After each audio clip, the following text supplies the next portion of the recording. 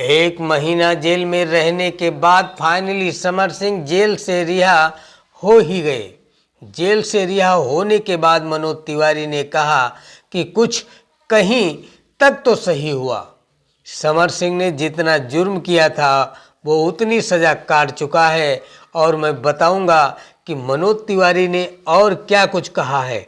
उससे पहले यदि आप लोग चाहते हैं कि यदि समर सिंह अपना करियर फिर से शुरू कर दे और अपनी पहले वाली ज़िंदगी में फिर से वापस आ जाए, जैसे पहले गीत गाते थे अपने एक नए अंदाज में, जैसे गन्ना के खेत में नमरिया कमरिया में खोज देव पूरी तरह से धमाल मचा दिए थे, तो फिर उसी अंदाज में गाना गाने लगे। तो आप लोग इस वीडियो को अधिक से अधिक लाइक शेयर कर दीजिएगा और चैनल को जिन्होंने अभी तक सब्सक्राइब नहीं किया है वो हमारे चैनल को सब्सक्राइब कर दें।